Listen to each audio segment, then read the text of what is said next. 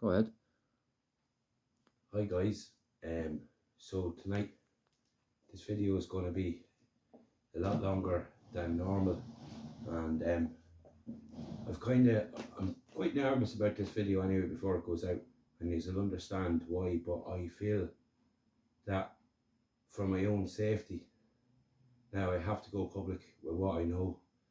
Um, a lot of bad energy has gone with what I'm about to tell you, and it's very, very serious stuff that goes right to the heart of government and how um, political parties, the government, and organisations of the government, local authorities, and that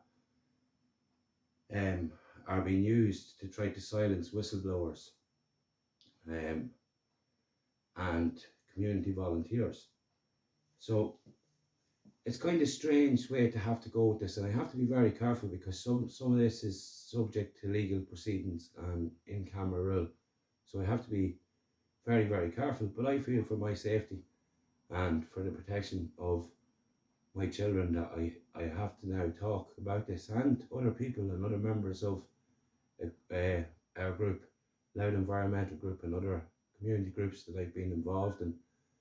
I have the full support of our members in doing this video, and they are of the opinion that I'm of, that it's for my safety now. I do have to do this video given what's going on, and with tonight, normally you start at the beginning and you work through till the end of a story, but we're going to have to do that slightly different tonight. We're going to have to kind of work from the end back. And I wrote a letter several years ago about corruption and about various different things, community projects in Dundalk, in my capacity as the secretary of the Loud Environmental Group. And that letter and other legal cases that I had taken have really come back to bite me. In the last 6 years ago, I became a dad for the first time. I waited all my life for that to happen, and I became a dad, and I kind of stepped back from activism. But the state didn't step back. The state stepped it up, and they changed their tack because of this letter from Loud County Council, and that trying to abuse their powers and bring false charges against me and various different things from my community work, to using Tusla again me to do with one of my kids. And I can't go into it, but they were basically trying to make out that because of my blindness I couldn't manage my kid. Now I have 2 other children with my new partner, still great friends with the first child's mum. When I say great friends, I mean we still talk for the sake of the child, and there's no bad blood between us or whatever. But yeah, that's all I can say about that. But so here's the situation. It was just to kind of give you a background of why I'm doing the video. And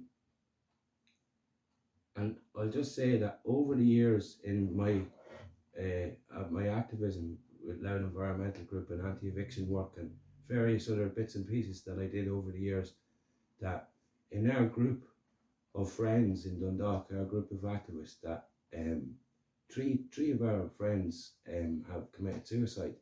And a lot of what this video is about, this corruption and whatever else, kind of directly and indirectly led to that. There's 2 guards dead in Dundalk, both doing the job that the armed response unit should have been doing. And that's down to resources. So this indirectly, you can say that this contributes to that. The hospital in Dundalk, same thing. Okay, so now we're going to get down into it. I'm going to tell you what happened. A few months ago, because Tuesday were giving me brain damage, I was trying to hold them to account.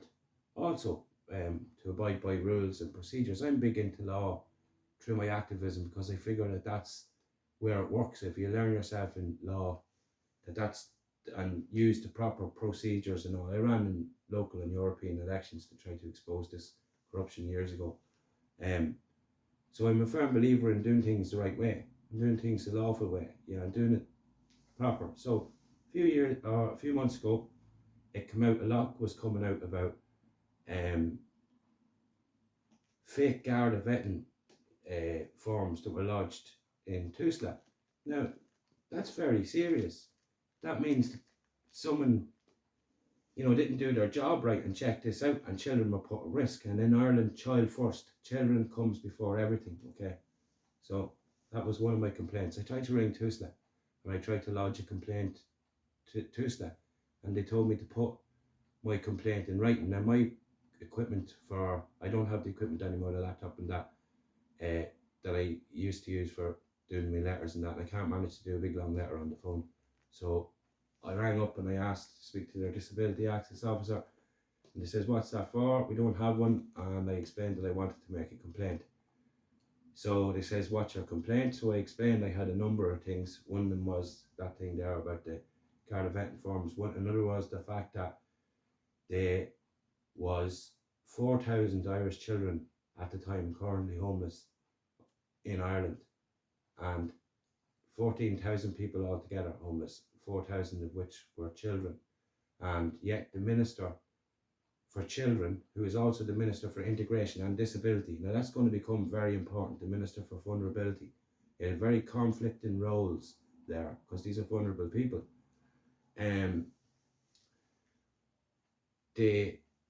So there was 4,000 children homeless, and yet the Minister for Integration had a massive property portfolio and a big checkbook to provide housing for migrants, whether they be male, female or families, but predominantly male. And that's what communities are seeing. It is predominantly males that are coming here, middle-aged males from all different countries or whatever. But anyway, these people are getting housed in hotel rooms and that, while these children aren't being looked after. Now, that's quite serious, because children first. Children safety comes paramount. We all are obliged by health and safety for children.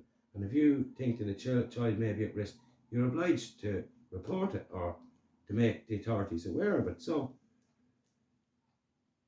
I was saying that there was something wrong going on here. I wanted to complain about Roderic in relation to that, and the CEO of Tusla, because she wasn't giving out about this, about these children, you know what I mean? And sure, if the children don't have accommodation, well then they're not safe. If they don't have a roof over their head, well, they're exposed to all sorts.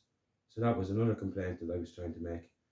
There was a list of complaints, and they were all well thought through. I was complaining that there's a conflict of interest in them roles in that minister's brief, that disability, children and migration, integration. Because say, for example, a situation arose that if something happened to a child in one of these centres that these people were being put up in, and that could very well happen, because a lot of these people that are coming here we don't know about. We can't do background checks on them all, okay? So if something happened to a child in one of those facilities, what would then happen? Does the minister wear his hat as the Minister for Children and kick up and say, well, why was these people in the centre with these children, or how did this happen? Or does he wear his hat as the Minister for Integration and say, well, hold on, I'm responsible for this, lads, we better shouldn't say nothing, or I'm kind of negligent, so there's a conflict of interest. So I was ringing up about very legit concerns to Tusla. And the other big one, I was trying to remember what it was, was that there was several hundred children missing from state care. Now, I think it's fair to say, and I think everybody will agree, that if a child goes missing in your community, a teenage boy or girl goes missing in your community, the people are out searching outhouses and barns and housing estates and sheds and houses, and the kind of community gets involved or whatever. But yet there's hundreds of children missing from state care, and there's no one giving out about it. As Padder Tabeen was I think it was Paolo Tobin was saying there a while ago that some of them about some girl who was missing and she was found, was it in a brothel or something? I can't remember the full background of it. So it's quite serious stuff. And I was saying like, well, what's the story here? Like missing out of state care. You're taking children off parents, saying that they mightn't be able to provide for those children, or then children may be at risk, and they're being put at risk. Social workers are changing every couple of months. You know, there's sometimes cases that children don't have allocated social workers. So this is the complaint I was trying to make. And they says, okay, well, someone will be in contact. So that was grand. The next thing then was I didn't get any contact back, so I rang back a few times anyway to try to make my complaint, and they said it was about the disability access officer to assist me. And then I got a phone call back from a girl called Aoife Keneally. She was from County Clare, and she rang me back and she says, I've been asked by management of head office to ring you back in respect of your complaint. And I says, okay. And we spoke for about 40 minutes on the phone. I went through all the different things that I had that was pointing out that was madness. Now, I studied social studies. It was only a PLC course, but I still studied social studies. Yeah, and I've done a lot of activism, studied a lot of law. I think a lot of it is common sense. So yeah, I raised loads of points where I thought, you know, things were wrong. And that was grand. At the end of it all, I says to her, can I get a reference number off you? And she says, a reference number? Yeah. I says, a reference number or a complaint number or, you know, a record number, whatever you like to call it. I says, but I've just made a complaint. And she says, oh, well, I won't be dealing with your complaint. Somebody else is going to be dealing with it. I said, listen, I says, it's a child protection complaint. I've spent 3 weeks trying to make the complaint. I says, it's supposed to be child first. You know, if you become aware the children are at risk, you have to act and act straight away. There's processes and procedures that have to be followed. Yeah, it's very, very strict when it comes to child law. Now this is ironic, okay, that I'm trying to make a complaint against the head of the CEO, yeah, of this child protection agency, and the Minister for Children is also the Minister for Disabilities, and yet there's no disability access officer there to assist me in making the complaints. It's a bit mad, guys. It's a bit mad. So she says to me, so I said, well, like, you know, like, what was she ringing me for? You know, was she ringing me for a date? Was she ringing me to propose sex to me? Was she ringing me to intimidate me? Like, if it wasn't about my complaint, what was she ringing me for? And if it was about my complaint, why didn't she just give me the reference number and pass it on? And the issue would have been dealt with. Or would have been dealt with. I would have been finished ringing. They would have had to make a decision, and then we would have all moved on from there and seen what the next course of action had to have happened. But no. So I got no reference number. I was told somebody would be in contact. So for 3 or 4 weeks solid, I rang every single day. So I did at least once a day, and I was asking and getting nowhere. I rang Garda stations. Now my carer is with me here, sitting here at the moment. He's doing the video, and he'll be reading out a letter in a short while now. And he was there when it all came to a conclusion, because in the last 3 days, after 4 weeks of ringing up, I rang it all day, every day. Wasn't it, Skin? All day, every day. Yeah. And had my phone on charge here, between cooking meals here and cups of tea. I'd ring up, go through the whole thing, kind of get fobbed off, ring back again, you know. This went on for 3 days. And then I even put a post up, you know, saying to people, or saying what was going on. I put it up on Facebook and put the phone number of head office in Dublin. Okay. So the next thing was, oh, something happened to do with my own case that I can't go into. They tried to do something and they weren't let do it. So, but I can't go into that, okay? So we won't. So that was all grand, right? I says, this is what happened actually. I rang up, and in one of the phone calls, I was going pretty mad now that child protection first and all this, and the fact that my disability was being used against me and so and whatever else. So I was pretty riled up now, and I says in the conversation, I says, well, if Tuesday, I said, we've had a pretty bad record. I was going mad about the church and child abuse, and the state sending people into all these care facilities where they're abused. We have a very, very bad track record when it comes to the care of children in Ireland. Well, the state, when I say we, I mean the state, has.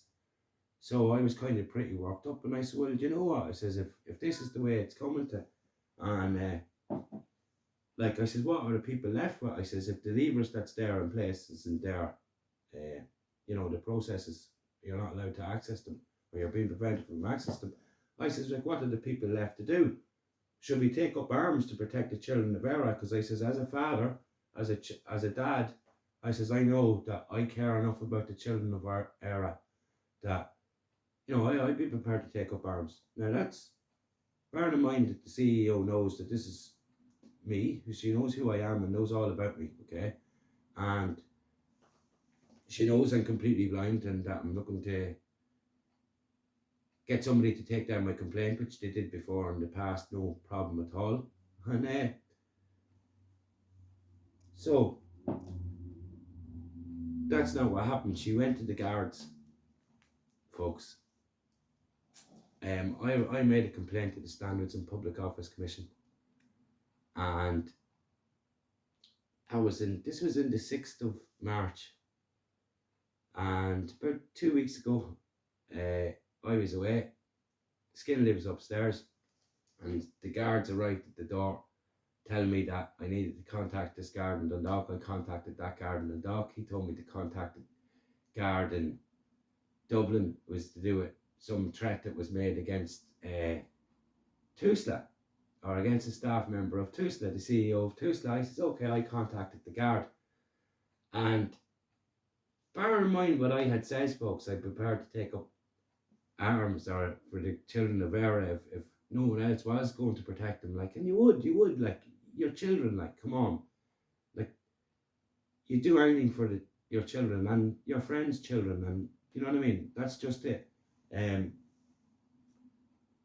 This guard told me that it's been reported to them that I says I was going to shoot up Tusla building or head office, right?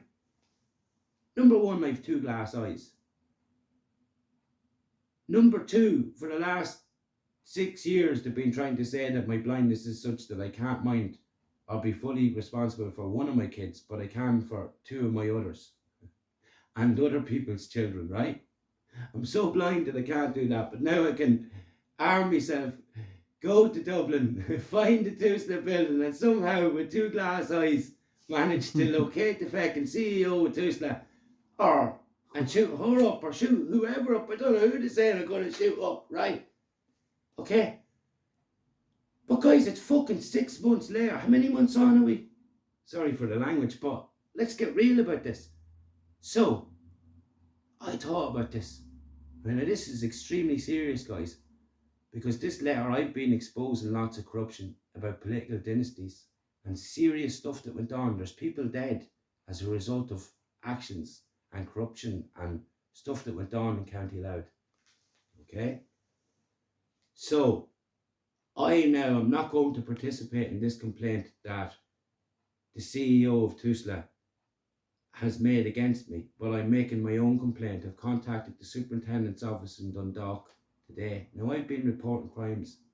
One of them is covered in this letter, the theft of €10,000. It's actually 15,000 from the rents in the Dundalk Town Council. Now, RTE reported that although Gardaí were made aware of it, no official complaint was made.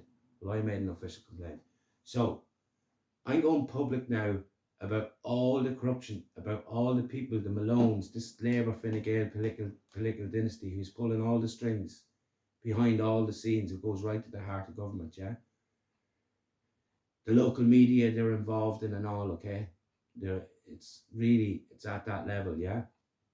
And other people, the Ahern's and various other people, but I'm going exposing it all now, and all the thefts and everything, okay? And I'm making a complaint in Dundalk Garda Station that this woman made a false complaint. She should be suspended. We have 38 army officers suspended pending the outcome of investigations at the moment.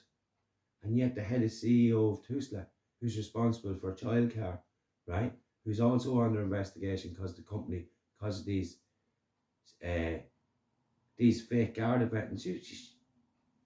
Now, when I make my complaint, she's going to be under criminal investigation, so she's going to have to be suspended on full pay pending the outcome of this investigation. But not just her, other people. It's all going to have to be exposed. But she abused her position and used my disability to prevent me from making the child protection complaint that was against her and against the minister. She shouldn't even been made aware of my complaint. So the whole complaints process has been interfered with. And I've had enough of it, folks. So not just me, everyone in the group, we've lost people. I'm going to get into this more at another time, but I don't want the video to go on too long. Have a listen to this letter, and you need to listen to it to the very end. Every single thing that's in this letter, I was challenged by a minister's office to put it all in writing. They thought they were going to be smart. And I put it in writing and I sent a proof. And everything went dead from them. The council started communicating with me. That changed. But it all switched over then to TUSLA. And the state have made my life and other members of our community group, our life's absolute misery because of this information. And it's not just me that knows that everything that we got through this, we did freedom of information. It all come off the public record. Everything. So the Garda Criminal Assets Bureau or Fraud Squad could come down here and investigate this, and still to date they've refused everything. Now there's other court cases done. Karen Begg, people need to look into that. Philip Kirk paid out €1 million for a material contravention. Listen, we'll get into that another day. This is just going to give you a flavour, but you need to listen to this letter, guys, because it really needs to go out there. And given the way the behaviour has gone of the guards last night in Coolock, or yesterday in Coolock, and up in Newtown, Mount Kendi, and places like this, the money has gone so crazy in all this migration thing, guys. The integration, or whatever they're calling it. The money is so crazy in it that these property developers or hotel owners or friends of these political dynasties and that is getting, that they don't care about laws. They're going to break them outright and openly. And RTE, we can say, are lying to us. Check out a program called Chamber of Secrets. Listen to the thing about the 15,000 or 10,000. It's actually 15,000. Google it. Contact us, ask us, have a listen to this letter, guys. Thank you. Right. Mr. Owen Murphy, TD, Minister for Housing Planning and Local Government, Custom House, Dublin 01W6XD. Re. Your office's failure so far to deal with the non-feasance, misfeasance, malfeasance, breach of statutory duty and abuse of statutory powers by the senior management of Louth local authorities. Dear Minister, I am writing to you following on from my telephone conversation with Cahill of your office on Friday the 6th of April 2018 and several letters that I have sent to your office on behalf of our ENGO Louth Environmental Group over the years since 2012 outlining corruption engaged in by your senior management of Louth County Council, which have still not been responded to yet. So I am requesting that you give a detailed response to each of my letters to your office so far as soon as possible. In 2007, the year our local hospital was effectively closed because of an alleged scarcity of public funding, several very strange questionable land deals took place in the Lower Point Road in Dundalk, County Louth, involving LCC, DTC, local development companies and a very high-profile FG Labour political dynasty, the Malones, that we are requesting you to investigate and justify for our group. 1. In November 2006, a special purpose vehicle company was set up with 3 directors made up of 2 builders, the Martin brothers of Crossmaglen, County Armagh, and a member of the well-known County Louth FG Labour political dynasty Noel Malone from Blackrock, County Louth. The company was named Lone Mar, and its purpose was to facilitate the transfer of very poor quality agricultural lands with poor access to Dundalk Town Council for the reconstruction of social housing, a purpose that we in the Louth Environmental Group don't believe these lands were ever suitable for, as the site is a 5.1 acre 2 metre hole in the ground that's only protection from being flooded by the sea is a small sandbank that was constructed by Lord Limerick in 1729, which has not been maintained or serviced by DTC or LCC, despite the fact that €1.24 million was put aside to do these flood risk mitigation works on public coastal walk cycleway in 2006, and they had several reports stating that it is protecting thousands of homes and businesses that are at risk from flooding up to windowsill level. In fact, the most recent report carried out since by RPS on behalf of the OPW shows that there are up to 8,000 houses at risk of tidal flooding in this area, Cell 6, Dundalk. Mr. Frank Pentony, the clerk of Dundalk Town Council, hired one of the country's most prominent top land valuers, GVA Donal O'Bucla and Co. to value this land, and it was valued at €6.2 million. Then the loan was raised to purchase this land, but still to date this has not been built on yet. Why not? Can you please confirm for us how much money has been spent to date from public funds since 2007 just to service the interest on this loan? Can you please provide us with an update as to the current plans for the site and give us an idea as to when these social houses are going to be built on this site?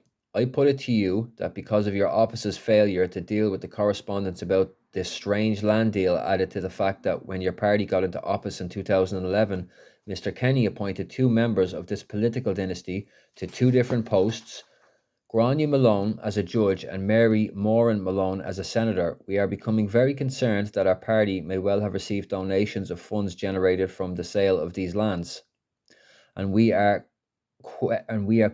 requesting you to ascertain and confirm whether this is or not the case, and if not, can you confirm why Mr. Kenny picked two members of the one Dundalk dynasty out of the whole country for these posts? Do you, as an elected member of the Irish government, not feel that the people of Dundalk would have been a lot better off and a lot happier if their €6.2 million was spent on saving their hospital at the time than being squandered buying a field off a member of a political dynasty that was just going to be left lying there for over 10 years with nothing happening to it? 2.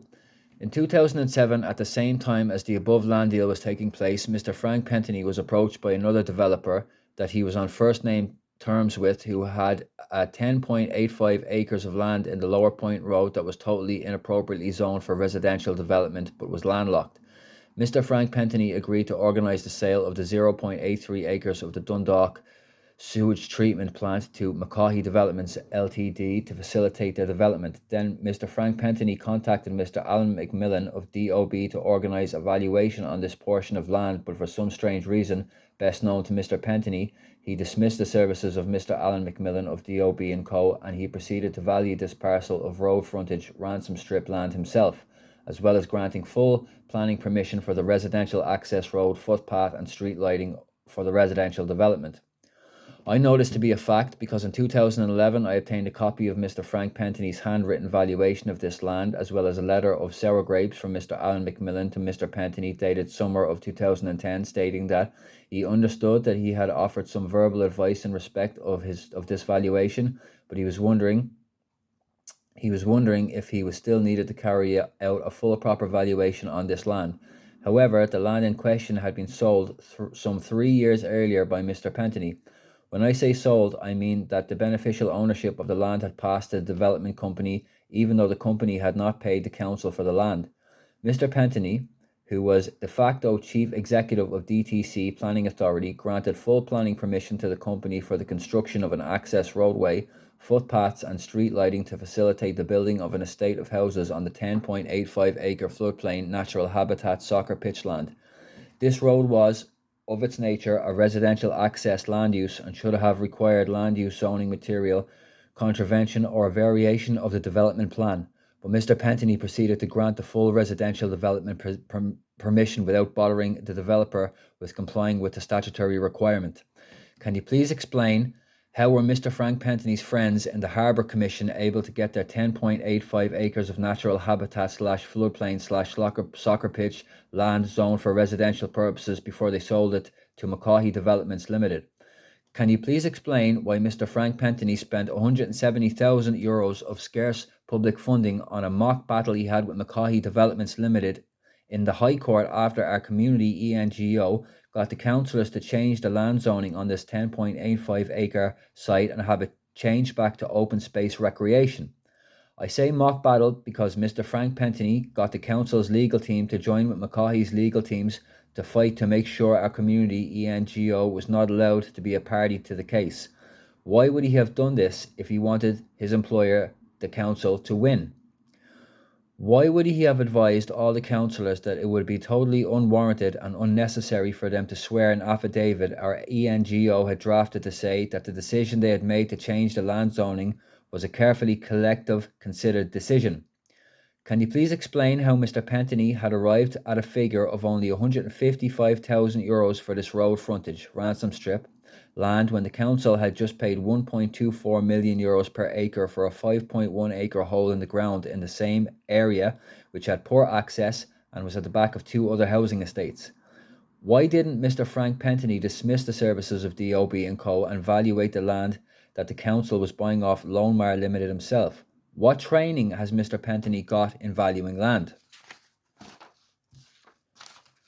Is it normal practice for a town clerk to value land deals for the council? Is it not fair to say the companies like DOBs need insurance before they can act and value land for clients in the case they make a mistake? What insurance cover had Mr. Frank Pentany's got when he valued this land on behalf of DTC before it was sold? What happens if it turns out that Frank Pentany's valuation of this land was wrong and in fact these lands were worth a lot more than Mr. Pentany had valued them at? What redress would DTC have then? Would DTC have to sue itself? Why did Mr. Frank Pentany not inform the elected members of DTC at any stage that he was going to or that he had carried out this valuation on their behalf on land that they were selling to Mulcahy Developments to facilitate building an estate of houses on its 10.85 acre natural habitat slash floodplain slash soccer pitch site? How much was Mulcahy Developments' 10.85 acres of land worth before Mr. Frank Pentany organised and valued the 0.83 acre plot of access land for them? How much was Mulcahy's Development's 10.85 acre site worth after Mr. Frank Pentany organised and valued the 0.83 acre parcel of access land for them, and what was in it for Mr. Frank Pentany? How many other parcels of land or property that have been bought or sold by LCC or DTC has been valued by staff members of the council? The term valuation, in short, form for independent expert valuation. The concept of valuation is built on the foundation of independent and expert. When a seller puts a value on the land to be disposed of, he is simply stating a figure he would like to receive, but this is not an independent expert valuation of the land. When a purchaser places a valuation on the land in question, he is simply stating how much he would like to pay for the land. Neither of these figures fulfills the requirements which are required of a local authority when it was either purchasing or disposing of land. The disposal of 0.83 acres was consequently unlawful.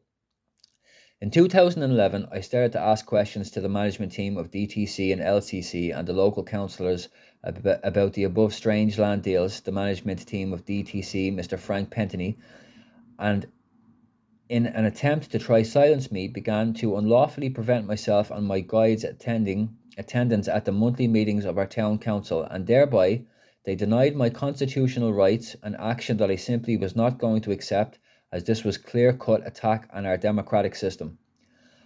As a result of this behaviour, I was left with no other opinion but to contact a legal team and instruct them to write to the DTC demanding an apology, an acceptance that they were wrong, and a guarantee that this behaviour would not continue.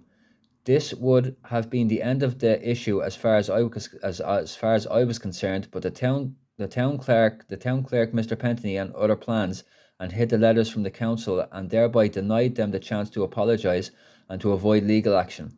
In fact, when councillors Oliver Morgan and Eamon O'Boyle, whom I had personally spoken to about the possible pending legal action, contacted Mr. Frank Pentany to tell him to apologise immediately to me and my guide Mr. Jim Fergus to avoid legal action, Mr. Pentany told them that he didn't know what they were talking about and that he was unaware of any quest for legal vindication by myself or my guide Mr. Jim Fergus. This was despite the fact he had received several legal letters at the stage from my law agent Mr. James McGill and Co. This behaviour of trying to deny me and other members of the public access to the public meetings of our council continued for up to a year before I felt that I had no other choice but to instruct my legal team to issue proceedings ex parte in our High Court in order to have my rights of attendance at council meetings as a citizen of Ireland vindicated. Strangely, after preventing the council from apologising to me and my guide, Mr. Fergus, for the hurt and embarrassment caused to us by the council's refusal to allow our attendance at the Council's public monthly meetings in order to avoid legal action, Mr. Pentony never even contested the case. Why not? This action by Mr. Pentony was an act of spite that cost the public over €22,000 in legal costs, and for the record, we did not take compensation from the public purse as that was not our goal at any stage. Does this abuse of scarce public funds by Mr. Pentony sound acceptable to you as a minister? If not, what action are you going to take to make Mr. Pentony repay these scarce finances to the public purse? In 2011, our community ENGO Loud Environmental Group ordered 48-wheeler tipper truckloads of road plannings in line with our policy of reduce, reuse and recycle in order to secure a public walk, cycleway and flood risk mitigation works between the Newry Road Bridge and the railway bridge on the Castletown River, thereby securing one of the objectives of the Dundalk and Inverness Developmental Plan on the lands that are in our group's care, but after only 21 of the loads were delivered, the council staff got onto our supplier and threatened him that if he was to deliver any more of our loads, that he would never get another bit of work in this country again. So he had no choice and he had to have the rest of our land loads stopped. Following on from this, I met with Sinead Mullen of the Dundalk Town Council Planning Office to inform her what the loads were for and that we had not applied for planning permission as the works that were carrying on were exempt from needing planning permission as we were only servicing an existing structure. The council then served me as the secretary of the group with a planning notice and a waste notice for the storage of this material. In early 2012, I spoke to Mary Caplis of DTC staff by telephone about our group's plan for the site and the council's obligation in respect of same as according to section 15.1 of the Planning and Development Act 2001 and the possibility of our ENGO joining together with the council in a joint venture under the provisions of section 66 and 67 of the Local Government Act of 2001 to deliver these important public amenities for the community. Mr. Caplis was very polite and friendly and asked if we could send in a detailed proposal in relation to the project so that she could pass it on to the relevant people. Our community ENGO was very excited at this stage about this request from Ms. Caplis, and we had a proposal sent on to her within the week. Things were looking good for delivering the project until Mr. Frank Pentony took the proposal of Ms. Caplis and he told her that he would deal with it, and Mr. Pentony has been hiding it ever since. If this wasn't bad enough, the planning department of DTC issued 2 different sets of proceedings against our landlords of this site, Mr. Patrick Conway and Mr. Paul Clinton, that have both made it to the circuit court, and the Waste Section LCC is now starting a case in the district court. How is Mr. Pentony and the management team of LCC best serving the community's needs or interests here? Is it not a fact that because the management have hidden the proposal and not put it to the council, that the management have and are actually guilty here now of having prevented the members of the council and its staff from complying with the law by complying with section 15.1 of the Planning and Development Act by doing everything possible within its power to secure the objective of the development plan? If a business or a company group is making a proposal to the council, how can the council make a decision on whether to accept the offer or not if the management team are hiding the proposal from them? Will the above actions carried out by the management team not make each of them personally liable for their actions, as it is a clear-cut breach of the law? How much have all these cases cost the public purse so far, and would this money not have been better spent providing the infrastructure rather than blocking it? How much did Frank Pentony spend out of public purse partially fencing off and cleaning up the council's 3.5 acre part of the same site after he blocked our ENGO from cleaning all the builders' rubble and household rubbish that had accumulated because the council's contractors had been left to use this ground as a dumping ground for several years, and that encouraged ordinary members of the public to fly tip household rubbish, forcing our ENGO to have to get the EPA to censure Mr. Frank Pentony and DTC to clean their dump up? What was Mr. Frank Pentony's problem with our community ENGO turning this dump into a football pitch for the kids in the area? Why did Mr. Frank Pentony turn down €3.5 million for the same 3.5 acre portion of waste ground without even letting the council know about the offer? In 2015, our community ENGO was advised by our solicitor, Mr. Rodney Corrigan, that we should have the part of these lands that was in our ENGO's care through a caretakership occupancy agreement fenced off for two different reasons. Firstly, to ensure that our livestock didn't get out and cause any damage to any person or property, and secondly, to keep members of the public out who were walking the river walk along the embankment through our site in case nobody got hurt until some sort of agreement could be made and it was made safe for them to do so. Our community ENGO was extremely reluctant about preventing members of the public from using the riverside walk, as this was one of the main goals our group aimed to achieve, was to provide riverside walkways and to encourage the public to use them. After about 3 or 4 meetings of our ENGO and a lot of arguments, it was decided to comply with our solicitor's advice to ensure that nobody was injured and none of our group's members were used. On the day that our ENGO tried to erect the fence, we were interfered with by the council staff and stopped from completing the fence.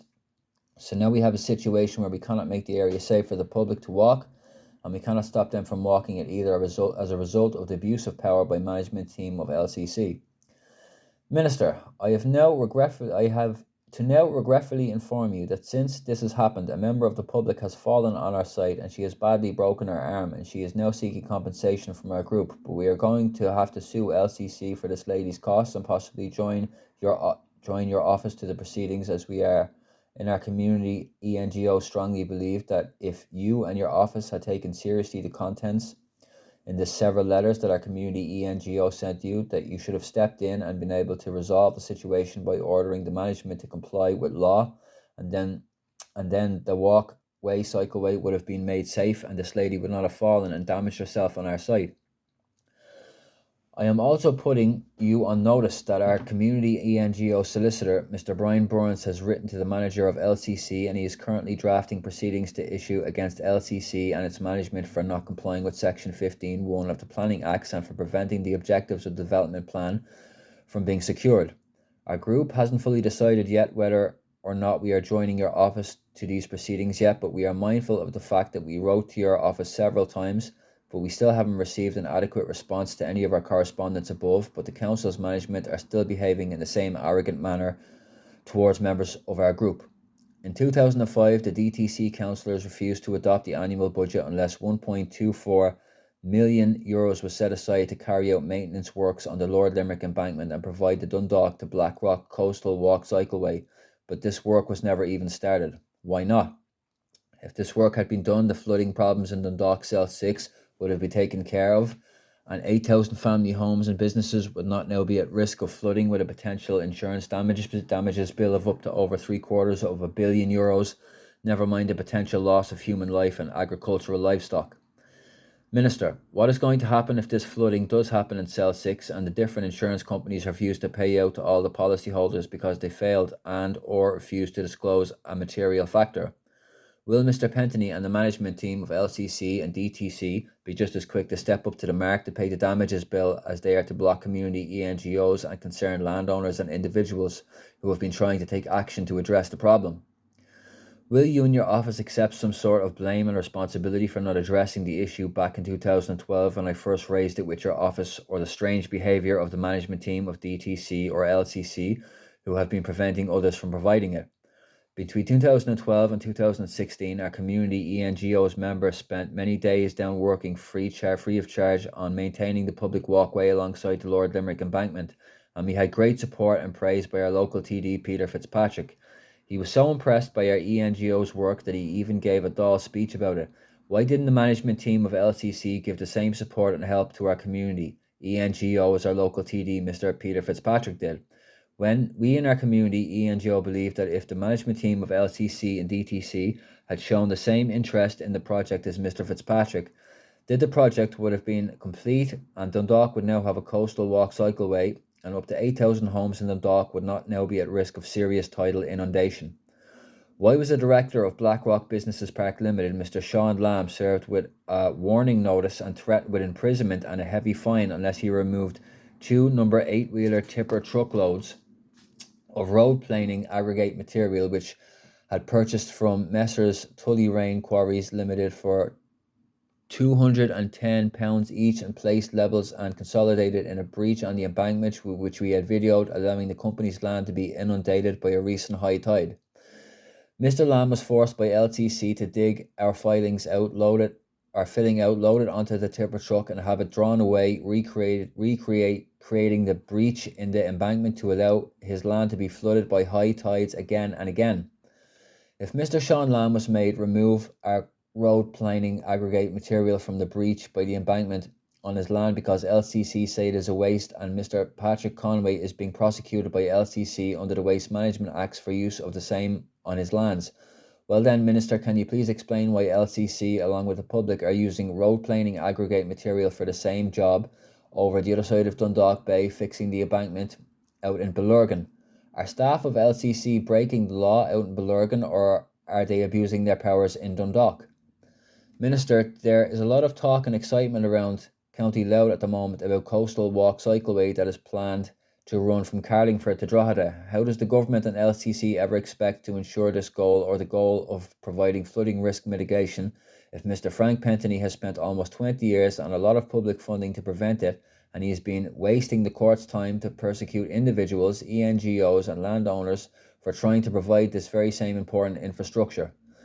If LCC and the Department of the Environment do go ahead with these flood risk mitigation works now, and this public walk cycleway, will all these landowners, individuals and members of ENGOs who have wrongfully ended up in court for trying to provide same be compensated for their persecution by LCC?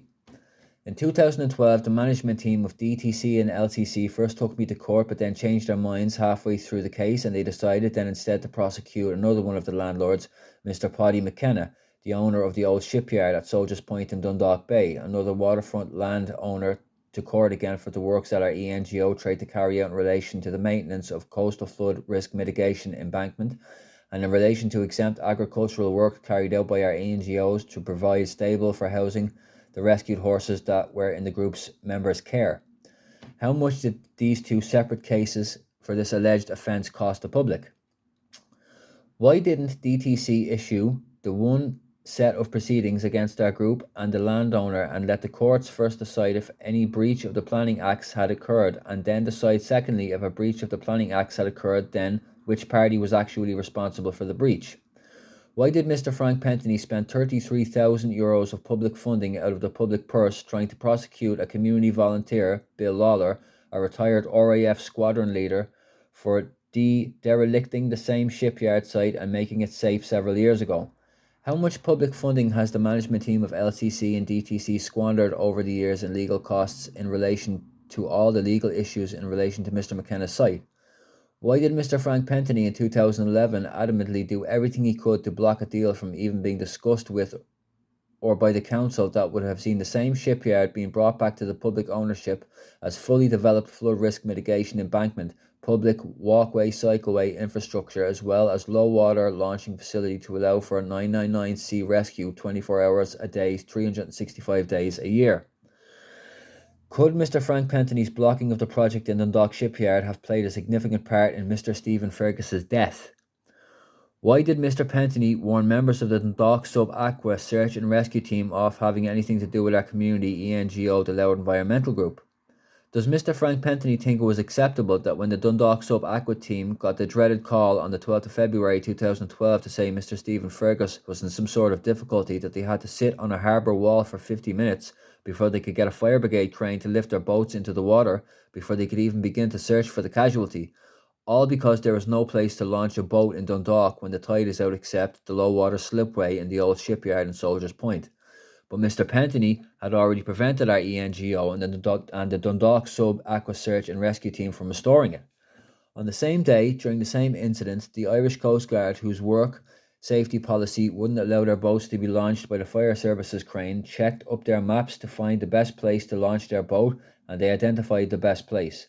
The very same lower water slipway in the shipyard site that we had been prevented from repairing in 2011, but when they got to it, their horror, they found that they couldn't use it. A photo in the local media that week showed an Irish Coast Guard jeep sitting on the start of the Connacht Patent slipway, which is covered in mud and sewage from the Dundalk sewage treatment plant.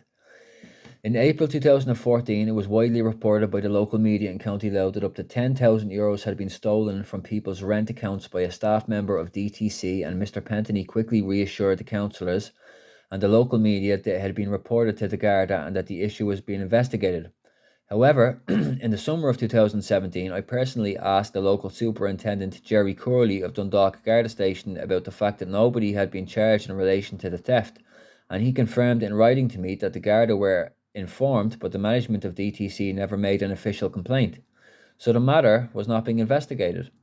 In fact, still to date, no official complaint has been made by the management of LCC or DTC. Why not? What are they hiding? Minister, if you do a quick Google search with the words Frank Pentony Dundalk evictions, you will see that in 2013, at a meeting of DTC, Mr. Frank Pentony was telling the council that they may have to start evicting people from their homes who are behind in their rents because the amount of council the council was owed was building and the council could not sustain it. What is going on Mr. Frank Pentony's head if he thinks that it's okay to evict struggling families from their homes and leave them with nowhere to go, but he doesn't think the theft of €10,000 from the housing budget should have been reported officially straight away? Is Frank Pentony afraid that if he reported the theft of €10,000 by Tony Murray, that Mr. Murray might sing about all the dodgy land deals Mr. Pentony was involved in? The issue of the stolen €10,000 is only under investigation now because I made an official complaint in October 2017, and for the record, I think the Garda are working hard with the council to get the lid back on the jam pot before the worms escape, as this is what they have done with all the complaints that I have made on behalf of our environmental group so far to date. In 2016, the LCC was demanding over €3,500 in rent arrears from me, a figure that I was asking them to justify, but they were not doing until I contacted Councillor Mark Deary and explained my situation to him. Councillor Deary kindly organised a meeting with Joe McGuinness, the head of the housing in LCC, Mark Deary, my carer, Mr. John Conway, and myself.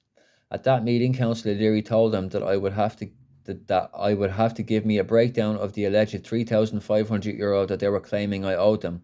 After this meeting, LCC sent me a letter saying that I only owed them €2,100, a difference of €1,400, which is a massive amount of money for a blind person who only gets €193 per week. I have been contacted by other members of the public who are being overcharged but can't get a response from LCC. How many other people are in this situation? In the summer of 2016, the management of LCC, in another attempt to silence me, gave an order to all its staff members that they were not allowed to deal with me in person or my telephone calls, and they informed me that from now on all the correspondence must be put in writing, and however the management of LCC are refusing to respond to any of my letters, so thereby they are actually denying me my constitutional rights to access a public service. This unreasonable order that was made by the management of LCC is putting my safety and the safety of other disabled people at risk, as if I come across a situation out in public that is a danger to me and a blind person or other people with disabilities, I am unable to phone LCC to put it on the record as the staff of LCC are hanging up the phone on me. Can you please explain to me how the management team of local authority can lawfully order its staff to refuse to take calls from a member of the public and thereby deny the member of the public their right to access a public service without first at least a court hearing or a court order? I also wish to place it on the record that they are not meeting their responsibilities in respect of the upkeep and maintenance of my flat as agreed, and thereby they are in clear-cut breach of the contract they have with me and my landlord. This action is causing me massive problems and anxiety at the moment, as my girlfriend is 4.5 months pregnant with my child and she wishes to move from Tipperary to Dundalk so we can live as happily together as a family, but this is not possible as my girlfriend also has several disabilities and allergies. So my flat will have to be serviced to accommodate both our needs, but this is looking less and less likely as the letters that I was asked to send the LCC outlining our situation and needs have not been responded to satisfactorily yet. For the record, I am a 34-year-old law-abiding citizen who has had both eyes removed. I feel that my needs and my care has been neglected and denied by LCC because I have stood up and spoke about against corruption and carried out by civil servants in our community. Regretfully, I must put you on notice that if this behaviour towards me by staff of LCC is allowed to continue unchallenged by your office, I will be forced to issue proceedings without further notice against you and your office, as well as the individuals of the management team of LCC in their own personal capacity.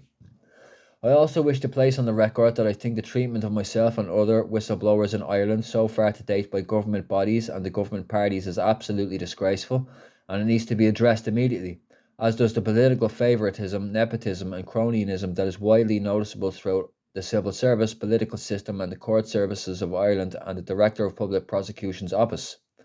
I am calling on you and your colleagues to create legislation to protect whistleblowers like myself and to make the experience a lot more comfortable instead of the current experience in which we are made to feel like we are criminals. We are the ones who are doing wrong. Moreover, I believe funding should be made available to groups like the Loud Environmental Groups to assist and encourage whistleblowers and whistleblowing, as in the long run it would actually save our state a lot of money and it would actually deter civil servants and members of political parties from getting involved in corruption, as the chances of them getting caught would get a lot higher. I am hereby formally requesting a meeting with you as soon as possible to discuss all of the serious points I am raising in this letter.